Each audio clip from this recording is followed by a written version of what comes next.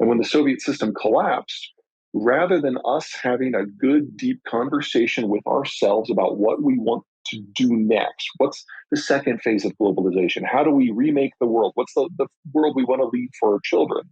We voted out the guy who wanted us to have that conversation, George Herbert Walker Bush, and we went with Bill Clinton, who was more populist, who was followed by George W. Bush, who was more populist, who was followed by Obama, who was more populist, and then Trump, more populist, and Biden, more populist. That's not an aberration. That's a trend. Americans have broadly lost interest in that sort of trade. And since the rest of the world kept getting all the goodies for free, Americans just became jaded. And so this president and our previous one are the two most populist economic leaders we have ever had. We've been backing away from it the whole time. And if you throw the demographic bomb on top of that, the model wouldn't have worked any longer anyway, because at its core, globalization is about trade, and trade is about consumption. And if you don't have enough people in their 20s and 30s and early 40s to do the consumption, none of the rest of it works anyway. So we were always going to get here.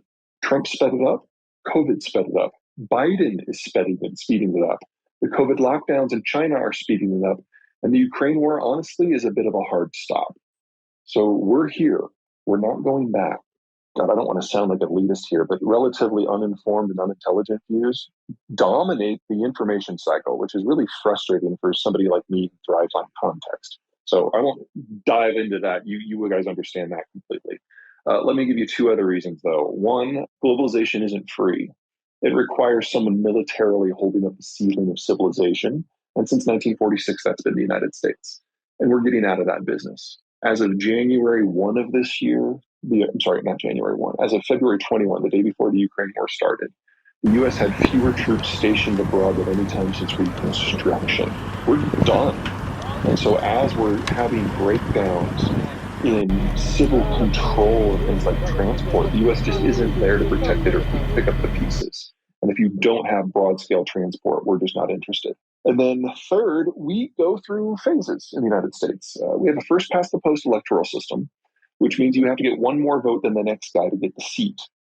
Well, that encourages the parties to be big tent parties because you have to throw as wide of a net as you can. But that means that the factions that are within the parties are always in motion, rising and falling within their party structures. And from time to time, due to changes in geopolitics or demographics or technology, you have a rupture when those factions just go hog wild and jump fences. We're going through one of those phases right now. We've had the rise of the baby boomers and now the retirement of the boomers. We've had the end of the Cold War and now the end of globalization. We've had the rise of the information age. All of these are disruptive events to society, and all of them by themselves, any of them by themselves, would probably be enough to force a new political reckoning. And for them to all happen in basically the same window, wow. Honestly, it's amazing to me that things have been as settled as they have been of late. Now, we've gone through 6 of these political realignments before. And the last time we went through it, African Americans were to a person Republicans and big business were to a person Democrats. So it's awkward. Things that we think of as normal are now changing. And one of the reasons that everything seems so shrill is each political faction wants to make their issue the litmus test for loyalty for the new political alignment, whatever it happens to be. So look at the abortion debate in that light. Look at what's happening with organized labor. Organized labor strongly supported Donald Trump. Biden is trying to draw them back into the Democratic coalition. We will see if he is successful. Hispanics are shifting wholesale from left to right. This is all part of the process, and we will sort through this. Like I said, this is our 6th, it's happened 6 times before. This is number 7, and it's always awkward, and it's always painful, and it's always loud, and now we have social media on top of that. And so the populists are absolutely having their day. Sure, so water is the cheapest way to move things from place to place. It's assuming you have an American-style superhighway system. Moving things on water is still 12 times cheaper. And that assumes you're using big semis as opposed to like half semis. So the trick is always to figure out how to get population centers that are on the water to interact. And globalization made that safe. In the world before 1946, commerce was a target. State piracy was rampant, and you didn't have interconnections among economies. But by making the world safe for civilian transport, by meaning that you didn't have to get a national escort, we started shipping things that we normally wouldn't have. Especially when it came to the manufacturer's trade. Instead of shipping like finished vehicles, we would break up the supply chain into bumpers to spark plugs and everything in between, and it would be put together at different locations. You could have 30,000 independent supply chains that feed into a single vehicle. You couldn't do that in a world before a globalized, safe, secure maritime environment. And that required the US Navy. And it required the US Navy in an era where there really wasn't a competitor. So during the Cold War, yes, the Russians had their Navy, but they actually had four of them, one in the Black Sea, Baltic Sea, Arctic Sea, and the Pacific. And any one of them could not sail to reinforce the others. Whereas the United States basically had a continent to itself and could have two giant fleets, one in each ocean, and go and do whatever it needed to do. It was very easy to patrol everything. But in the time since the Cold War ended, the Chinese have had their rise. We have a number of other secondary navies that are building out.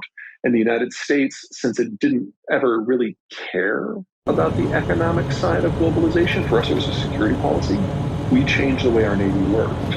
And instead of having hundreds of destroyers, we now have 11 supercarrier battle groups out of a vast, vast, vast majority of our naval power. If we wanted to go back to where we were in the 60s in a contested environment and patrol the global sea lane so that everyone could ship everything, we would probably need about 800 destroyers. We have 70, and half of them are assigned to protect the carriers. So there is no country, there is no coalition of countries any longer that can provide the security overwatch that's necessary to make globalization work in the first place.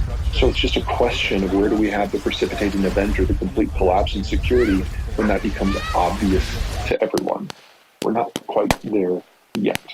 Let me give you some background and context here. So let's start with the military.